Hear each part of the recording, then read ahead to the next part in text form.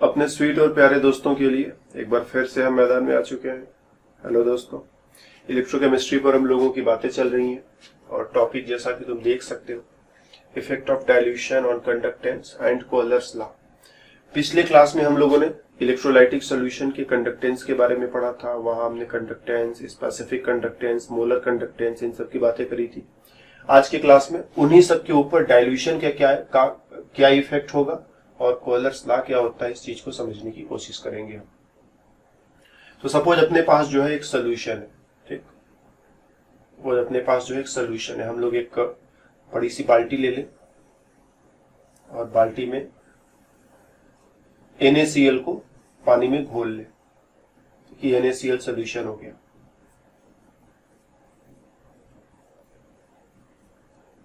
और इस पूरे सोल्यूशन का कंडक्टेंस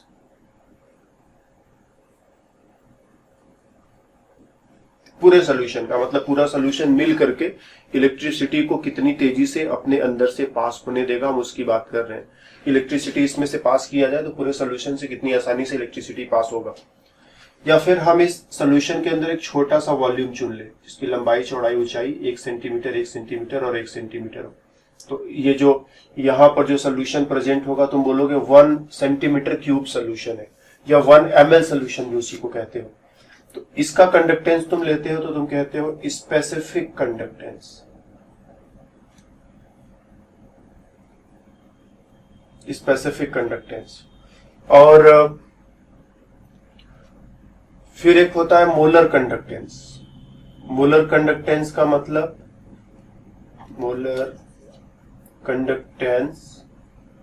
कंडक्टेंस का मतलब इसी सोल्यूशन में से तुमको सोल्यूशन का उतना वॉल्यूम लेना है जिसके अंदर 1 मोल इलेक्ट्रोलाइट प्रेजेंट है। जैसे मान लो तुम इस सोल्यूशन में तुमने 2 मोल NaCl जो है घोल रखा है, तो 1 मोल NaCl कितने सोल्यूशन में होगा? जस्ट हाफ सोल्यूशन में। अगर हम आधा सोल्यूशन इधर का ले ले उधर का छोड़ दे तो हम कहेंगे कि 2 मोल इलेक्ट्रोलाइट पूरे में था, तो आधे सोल्यूशन में 1 मोल इलेक्ट्रोलाइट प्रेजेंट होगा। और हम सिर्फ इस आधे सोल्यूशन का कंडक्टेंस देखेंगे तो हो जाएगा मोलर कंडक्टेंस। तो कंडक्टेंस इन जनरल पूरे सोल्यूशन का कंडक्टेंस। स्पेसिफिक कंडक्टेंस मतलब एक छोटे से वॉल्यूम 1 सेंटीमीटर क्यूब या 1 ml का कंडक्टेंस। मोलर कंडक्टेंस मतलब मेरे को उतना सोल्यूशन पकड़ना पड़ेगा जिसमें 1 मोल इलेक्ट्रोलाइट घुला हुआ है। जैसे हमने उदाहरण लिया कि 2 मोल इलेक्ट्रोलाइट अगर पूरे सोल्यूशन में है तो 1 मोल इलेक्ट्रोलाइट के लिए अपने आप को सिर्फ आधा सोल्यूशन कंसीडर करना पड़ेगा कि इस आधे सोल्यूशन का कंडक्टेंस कितना है। तो सबका कुछ ना कुछ अपना अपना वैल्यू होगा। अब सपोज इसी में हम पानी मिला दे रहे हैं और पानी मिला करके वॉल्यूम को हम डबल कर दें। जितना सोल्यूशन था उतना ही पानी और मिला दिया, तो अब सोल्यूशन का वॉल्यूम ठीक ठीक 2 गुना हो गया, डाइल्यूट हो गया सोल्यूशन। बोलते हमने डाइल्यूशन कर दिया। पानी मिला दिया मतलब डाइल्यूशन कर दिया। कंसंट्रेशन घट गया, डाइल्यूशन बढ़ गया। पानी मिलाना बोले तो डाइल्यूशन। हमने डाइल्यूशन कर दिया। पानी मिलाने के बाद कंडक्टेंस पर क्या फर्क पड़ेगा? पानी मिलाने के बाद स्पेसिफिक कंडक्टेंस पर क्या फर्क पड़ेगा? पानी मिलाने के बाद मोलर कंडक्टेंस पर क्या फर्क पड़ेगा? तो कंडक्टेंस मतलब अब हम इस पूरे सोल्यूशन का कंडक्टेंस नापने को जा रहे हैं, सही ना? इस पूरे सोल्यूशन का कंडक्टेंस नापने को जा रहे हैं। तो जब हम पूरे सोल्यूशन का कंडक्टेंस नापेंगे तो जितना NaCl पहले सोल्यूशन में था अभी भी उतना ही NaCl है। NaCl न घटा न बढ़ा। जितने सोडियम आयन और क्लोराइड आए, चूंकि NaCl 100% डिसोसिएट होता है। कुछ सोल्यूशंस ऐसे होते हैं जो 100% डिसोसिएट नहीं होते, मतलब कुछ इलेक्ट्रोलाइट्स ऐसे होते हैं जो 100% डिसोसिएट नहीं होते, उनको इग्नोर करो थोड़ी देर के लिए। NaCl 100% डिसोसिएट होता है, तो जितना सोडियम क्लोराइड है उतने ही सोडियम आयन और उतने ही क्लोराइड आयन शुरू में भी थे और पानी मिलाने के बाद भी रहेंगे। सोडियम क्लोराइड न घटा न बढ़ा, सोडियम आयन न घटे न बढ़े। तो सोल्यूशन में उतने ही सोडियम आयन हैं जितने पहले थे, उतने ही क्लोराइड आयन से जितने पहले थे, लेकिन अब उनके बीच की दूरी बढ़ गई। दूरी बढ़ गई तो चलने फिरने में आसानी हो जाएगी, एक दूसरे से टकराएंगे नहीं, एक दूसरे से टकराएंगे नहीं। तो हम लोग कहते हैं कि जब तुम डाइल्यूशन बढ़ाओगे,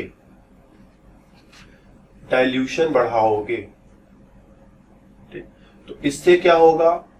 आयनिक इंटरफेरेंस क्या होता है? जैसे ढेर सारे लोग भीड़ में चल रहे हैं तो एक दूसरे की वजह से उनकी स्पीड कम हो जाती है, क्योंकि बहुत तेजी से चलेंगे तो एक दूसरे से टकराने लगेंगे। तो आयनिक इंटरफेरेंस वो डिक्रीज कर जाएगा तो आयंस को मूव करने में आसानी होगी और आयनिक मोबिलिटी जो है वो आयंस की मूव करने की एबिलिटी वो इंक्रीज कर जाएगी। और आयंस तेजी से मूव करेंगे तो conductance of overall solution, conductance of overall solution, पूरे सॉल्यूशन का कंडक्टेंस जो है वो भी इंक्रीज कर जाएगा, क्योंकि आयंस अब तेजी से मूव कर सकते हैं। तो ये पूरे कंडक्टेंस की बात कर ली कि तुमने पानी मिलाया, आयंस दूर दूर हो जाएंगे, इंटरफेरेंस कम हुआ, मोबिलिटी बढ़ गई, कंडक्टेंस बढ़ गया। तो अब इस सॉल्यूशन से इलेक्ट्रिसिटी ज्यादा आसानी से पास होगी, राइट। स्पेसिफिक कंडक्टेंस की बात करो, मतलब इस छोटे से वॉल्यूम को जो देख रहे थे अभी भी उसी वॉल्यूम को हम देख रहे हैं। तो पहले इसके अंदर ज्यादा आयंस हुआ करते थे, लेकिन अब क्या है, आयंस काफी दूर दूर फैल गए हैं। तो अब इसके अंदर कम आयंस तुम्हें देखने को मिलेंगे। ध्यान देना, आयंस की मोबिलिटी बढ़ गई है, लेकिन आयंस का नंबर, पूरे सॉल्यूशन में तो आयंस का नंबर नहीं चेंज होगा, लेकिन इस छोटे से वॉल्यूम में अगर देख रहे हैं तो इसके अंदर नंबर ऑफ आयंस कम हो जाएंगे। तो नंबर ऑफ आयंस कम हो जाएंगे तो हम बोलेंगे स्पेसिफिक कंडक्टेंस घट जाएगा। तो डाइल्यूशन के साथ क्या होगा, डाइल्यूशन के साथ क्या होगा, नंबर ऑफ आयंस पर ml सॉल्यूशन, पर ml सॉल्यूशन, एक ml सॉल्यूशन के अंदर चूंकि हम देख रहे थे तो नंबर ऑफ आयंस पर ml सॉल्यूशन इट डिक्रीजेज, और काम करने वालों की संख्या जब कम हो जाएगी तो काम भी कम होगा। इसीलिए जो स्पेसिफिक कंडक्टेंस है, स्पेसिफिक कंडक्टेंस है दैट ऑल्सो डिक्रीजेज, वो भी डिक्रीज करेगा। क्यों? क्योंकि इस छोटे से जगह में जो हमने छोटा वाला वॉल्यूम चुना था, जैसे पहले जो आयंस थे इतने ही जगह में रहते थे तो इसमें ज्यादा लोग रहते होंगे, अब वो दूर दूर फैल करके रहते तो इसमें कम लोग रहेंगे, और इसमें कम आयंस रहेंगे तो नंबर ऑफ आयंस कम हो गया, काम करने वालों की संख्या कम हो गई, तो वो चार्ज को जो एक जगह से दूसरी जगह ले जा रहे थे, यहाँ पर कंडक्टेंस घट गया, तो हम बोलेंगे स्पेसिफिक कंडक्टेंस कम हो गया। तो डाइल्यूशन से कंडक्टेंस बढ़ा, स्पेसिफिक कंडक्टेंस घटा। मोलर कंडक्टेंस का क्या हाल है? मोलर कंडक्टेंस मतलब 1 मोल इलेक्ट्रोलाइट। पहले इस पूरे सॉल्यूशन में 1 मोल इलेक्ट्रोलाइट था, अब इस पूरे 2 मोल इलेक्ट्रोलाइट था। पहले इस पूरे सॉल्यूशन में 2 मोल इलेक्ट्रोलाइट हुआ करता था। अब इस पूरे सॉल्यूशन में पानी मिलाने के बाद भी पूरे सॉल्यूशन में 2 मोल इलेक्ट्रोलाइट ही है। तो अगर हम 1 मोल इलेक्ट्रोलाइट को कंसीडर करना चाहते हैं तो फिर से हम सॉल्यूशन का आधा वॉल्यूम लेंगे ही लेंगे, क्योंकि इस पूरे सॉल्यूशन में 2 मोल इलेक्ट्रोलाइट था तो आधे सॉल्यूशन में 1 मोल इलेक्ट्रोलाइट होगा। तो डाइल्यूशन से पहले 1 मोल इलेक्ट्रोलाइट को इस एरिया में रहना पड़ता था, इस वॉल्यूम में रहना पड़ता था। डाइल्यूशन के बाद उस 1 मोल इलेक्ट्रोलाइट को रहने के लिए इतना जगह मिल गया, मतलब फिर से दूरी बढ़ गई, नंबर नहीं चेंज हुआ। 1 मोल पहले भी था, 1 मोल अभी भी है। आयंस जितने पहले थे आयंस अभी भी उतने ही है, लेकिन क्या हुआ, आयंस के बीच की दूरी बढ़ गई। दूरी बढ़ गई तो उनको मूव करने का फ्रीडम मिला, मोबिलिटी बढ़ गई। तो जैसे जैसे कंडक्टेंस बढ़ रहा था वैसे वैसे मोलर कंडक्टेंस भी बढ़ेगा, ठीक। क्योंकि इलेक्ट्रोलाइट 1 मोल अभी भी हम कंसीडर कर रहे हैं, पहले 1 मोल इतने में घुमा करते थे, अब 1 मोल इतने में घूम रहे हैं। तो number of ions not decreasing but ionic mobility is increasing. तो जो केस इसके साथ था वही केस इसके साथ था। तो इस वे में डाइल्यूशन का फर्क क्या पड़ता है कि डाइल्यूशन की वजह से कंडक्टेंस बढ़ा, मोलर कंडक्टेंस भी बढ़ा, लेकिन स्पेसिफिक कंडक्टेंस घटा, क्योंकि स्पेसिफिक कंडक्टेंस में हमने वॉल्यूम फिक्स कर दिया कि इतने में ही मेरे को देखना है।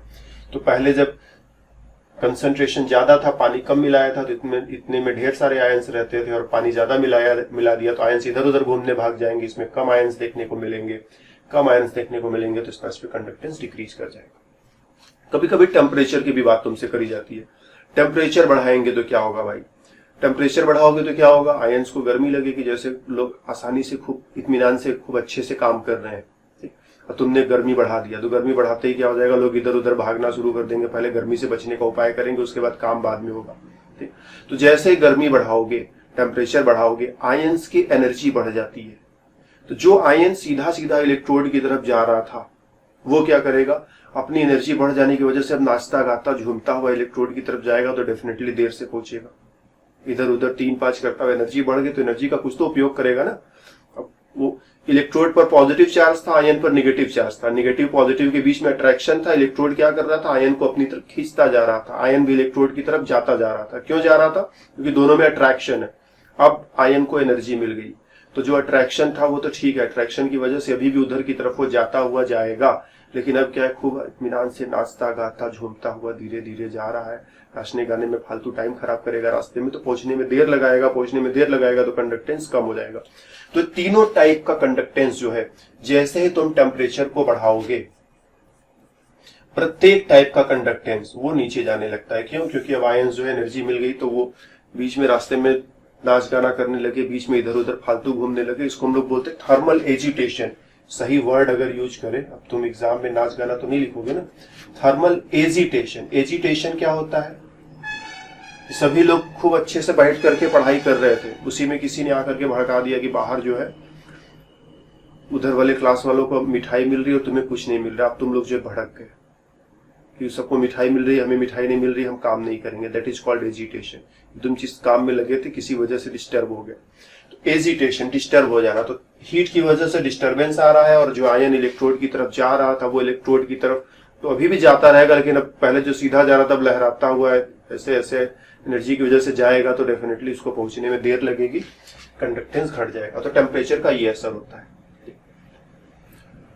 तो कंडक्टेंस डाइल्यूशन से बढ़ता है, मोलर कंडक्टेंस डाइल्यूशन से बढ़ता है, स्पेसिफिक कंडक्टेंस डाइल्यूशन से घटता है, और टेम्परेचर बढ़ाओगे तो प्रत्येक प्रकार का कंडक्टेंस वो कम हो जाएगा। मोलर कंडक्टेंस पर एक और नजर। ठीक, हमने कहा कि मोलर कंडक्टेंस क्या है? It is increasing with dilution. With dilution, dilution कैसे कर रहे हो? That is on addition of more and more water. More and more water मतलब तुम पानी मिलाते जा रहे हो, डाइल्यूट होता जा रहा है, कंडक्टेंस बढ़ता जा रहा है। समझ रहे हो ना? पानी मिलाते जा रहे हो, डाइल्यूट होता जा रहा है, कंडक्टेंस बढ़ता जा रहा है। जैसे मान लो हम अपने घर में जो है कोई डिश बना रहे हैं, कुछ खाने का सामान बना रहे हैं, थोड़ा सा पानी मिलाया तो देखा कि टेस्ट आ रहा है, लेकिन अगर थोड़ा पानी और मिला दे तो टेस्ट और आ जाएगा। थोड़ा और पानी मिला दिया, टेस्ट और आ गया, थोड़ा और पानी मिला दिया, टेस्ट और आ गया। लेकिन ऐसा तो नहीं कि पानी पानी पूरा धरती का पानी ला करके अपने खाने में उलट दो तो बहुत टेस्टी हो जाएगा। एक लिमिट ऐसा आएगा कि बहुत ज्यादा पानी मिलाने लगोगे तो अब खाने का टेस्ट खराब होना शुरू हो गया पानी की वजह से। तो एक लिमिट तक addition of water can increase the taste. पानी मिला रहे हो, टेस्ट जो है बेहतर होता जा रहा है, खाने में वो अच्छा आनंददायक होता जा रहा है। लेकिन उसके बाद खूब और पानी मिलाते चले गए, एक लिमिट के बाद अब टेस्ट अच्छा होने की जगह खराब हो जाएगा।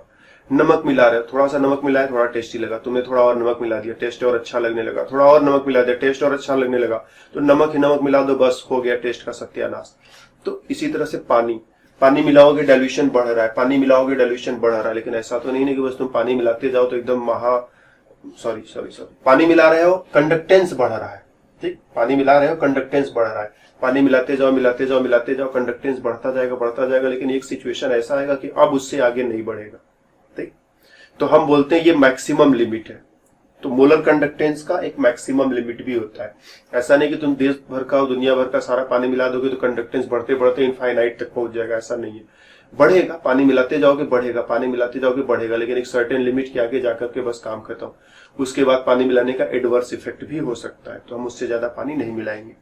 तो मोलर कंडक्टेंस जो है, पानी मिलाते जाओ ये बढ़ता जाएगा, लेकिन इसका एक मैक्सिमम वैल्यू भी होता है जिसको हम बोलते हैं मैक्सिमम मोलर कंडक्टेंस। ठीक, पानी मिला करके तुम चेक करोगे, ये तुम सीधे नहीं बता सकते हो, हर बार एक्सपेरिमेंट करोगे या कुछ करोगे जिससे पता चले कि कहां पर इसका वैल्यू मैक्सिमम होगा। तो एक ऐसा पॉइंट आएगा कि मोलर कंडक्टेंस का वैल्यू मैक्सिमम हो जाएगा। इसे लिमिटिंग मोलर कंडक्टेंस भी कहते हैं, क्योंकि अभी ये लिमिट हो गया, इससे आगे तुम जा नहीं सकते, तो लिमिटिंग मोलर कंडक्टेंस कहते हैं। ठीक, या फिर इसे तुम जब खूब ज्यादा पानी मिला देते हो तो डाइल्यूशन बहुत ज्यादा हो जाता है ना, तो हम बोलते हैं infinite dilution molar conductance at, इसी को अलग अलग नामों से पुकारा जाता है, molar conductance at infinite dilution. ठीक, इनफाइनाइट डाइल्यूशन पर मोलर कंडक्टेंस। या फिर जब पानी काफी ज्यादा मिला दोगे तो कंसंट्रेशन बहुत लो हो जाता है, तो हम इस कंडीशन को बोलते हैं जीरो कंसंट्रेशन। तो हम कहते हैं मोलर कंडक्टेंस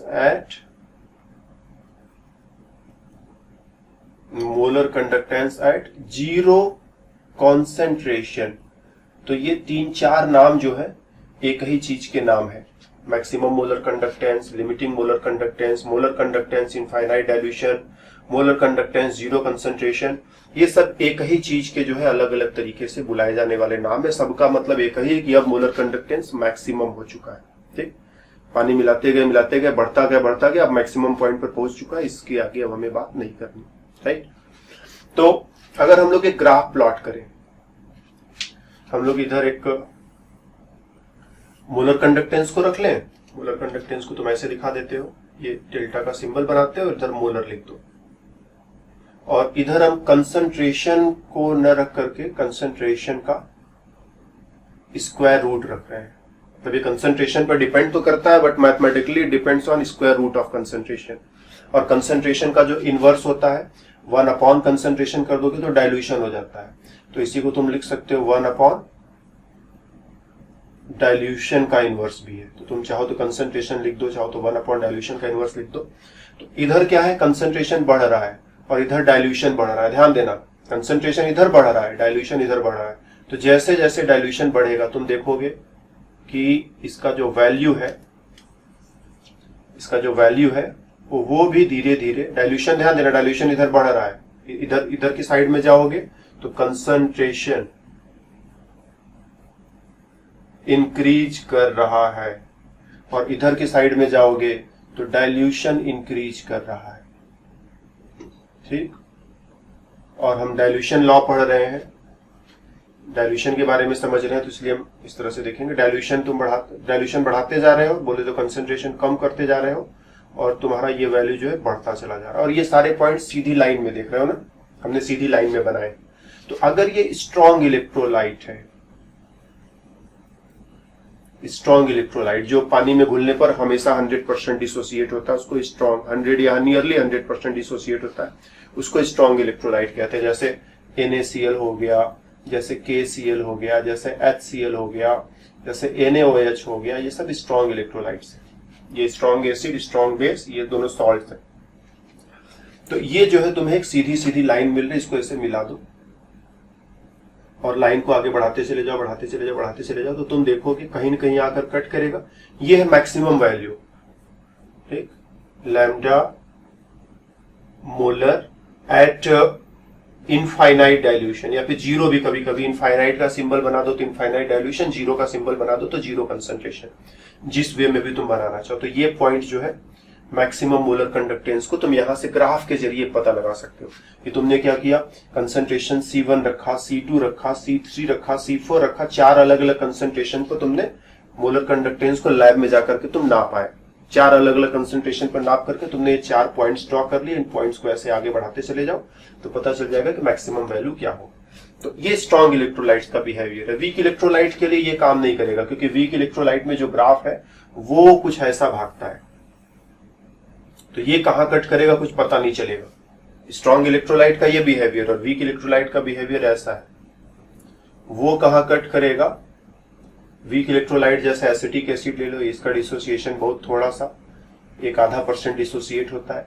तो वीक इलेक्ट्रोलाइट का बिहेवियर ऐसा भागता है। तो वीक इलेक्ट्रोलाइट को तुम इस ग्राफ वाले मेथड से नहीं एक्सेस कर सकते कि उसका मैक्सिमम वैल्यू क्या होगा, उसके लिए कुछ और मेथड मेरे को चाहिए। लेकिन स्ट्रॉन्ग इलेक्ट्रोलाइट को हम ग्राफ वाले मेथड से पता लगा सकते हैं कि मैक्सिमम वैल्यू क्या होगा।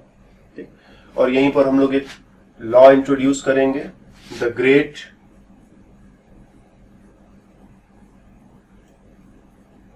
कोहलर्स लॉ। ठीक, बहुत टेढ़ा है, पढ़ने में तुम्हें दिक्कत होगी। इस चीज को हम लोग श पढ़ते हैं ना, SCH। अब उसके बाद तुम अपने हिसाब से पढ़ लो। मेरे को कोहलर्स समझ में आता है, हमारे गुरुजी ने कोहलर्स पढ़ा था, और बस हम ज्यादा दिमाग नहीं लगाते हैं।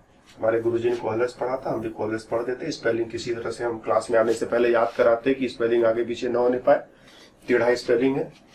तो कोहलर्स लॉ, और ये लॉ क्या कहता है कि जब तुम डाइल्यूशन को इनफाइनाइट कर देते हो, मतलब मैक्सिमम डाइल्यूशन तुमने कर दिया, अब आगे पानी मिलाने का फायदा नहीं होने वाला है, तो मैक्सिमम डाइल्यूशन पर, जैसे अब सोल्यूशन में क्या है, कह दो सोडियम आयन है, और क्लोराइड आयन है, तो ये इतना दूर दूर हो जाएंगे कि सोडियम की वजह से क्लोराइड और क्लोराइड की वजह से सोडियम, ये दोनों एक दूसरे को डिस्टर्ब नहीं करेंगे। क्लोराइड अपना काम करेगा, सोडियम अपना काम करेगा मैक्सिमम पॉइंट पर। कम पानी मिलाया तब की बात नहीं करें, पानी मिलाते मिलाते जब पेट भर के पानी मिला दिया कि अब पानी मिलाने से कोई फायदा नहीं हो रहा है, तो हम बोलेंगे इस पॉइंट पर क्या है, सोडियम आयन और क्लोराइड आयन एक दूसरे से इंडिपेंडेंट हो गए। इसके पहले क्या था, वो थोड़ा पास पास रहते थे, तो सोडियम की वजह से कभी क्लोराइड को परेशानी होती थी, कभी क्लोराइड की वजह से सोडियम को परेशानी होती थी, जिसकी वजह से काम कम हो पाता था।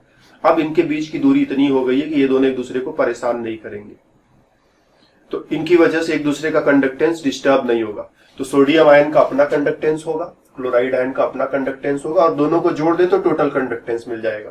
तो eight infinite dilution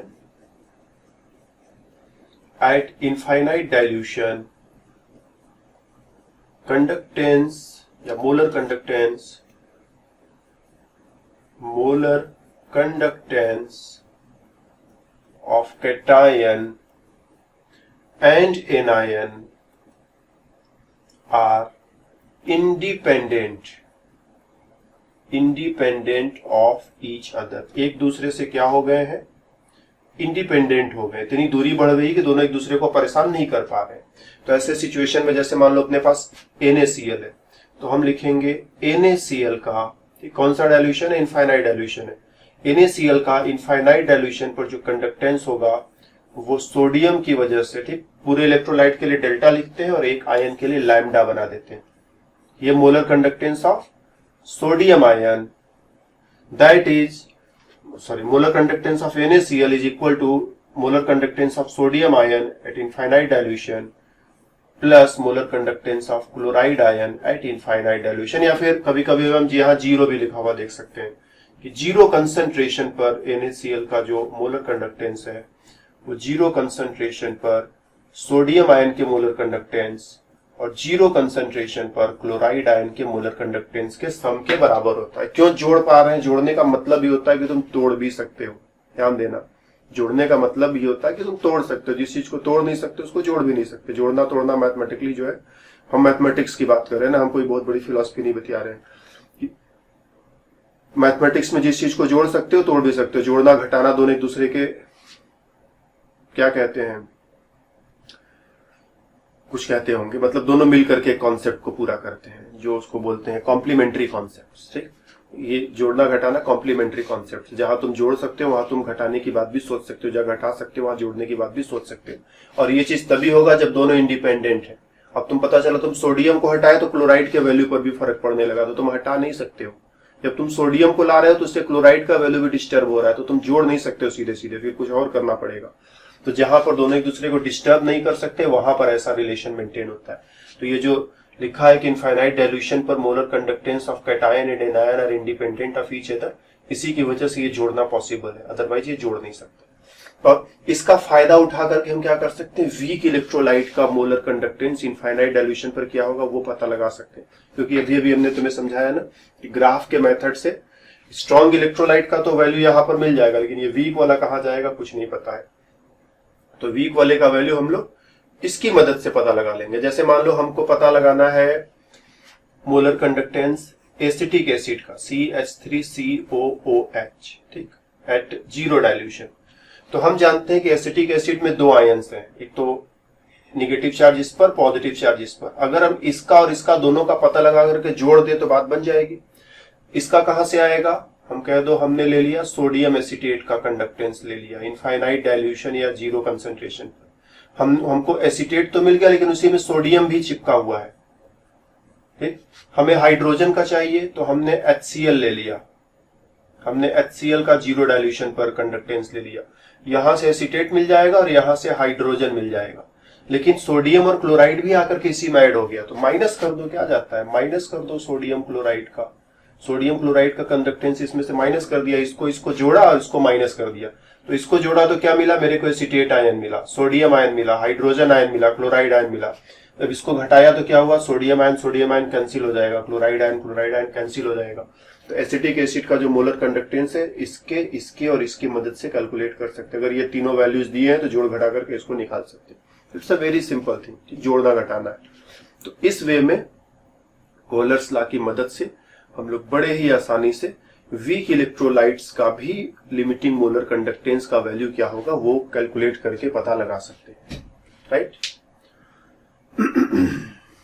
degree of dissociation, थोड़ा सा इसको भी इसी में इन्वॉल्व करना है। डिग्री ऑफ डिसोसिएशन, तो वीक इलेक्ट्रोलाइट जानते हो वो 100% डिसोसिएट होते नहीं, थोड़ा थोड़ा डिसोसिएट होते रहते हैं, लेकिन जब पानी खूब मिलाते जाओगे तो सबको डिसोसिएट करने का मौका मिलेगा और इनफाइनाइट डाइल्यूशन पर 100% डिसोसिएशन हो जाएगा। तो डिग्री ऑफ डिसोसिएशन मतलब कितना परसेंट डिसोसिएशन हो रहा है। इस डिग्री ऑफ डिसोसिएशन इसको हम लिख सकते हैं डिग्री ऑफ डिसोसिएशन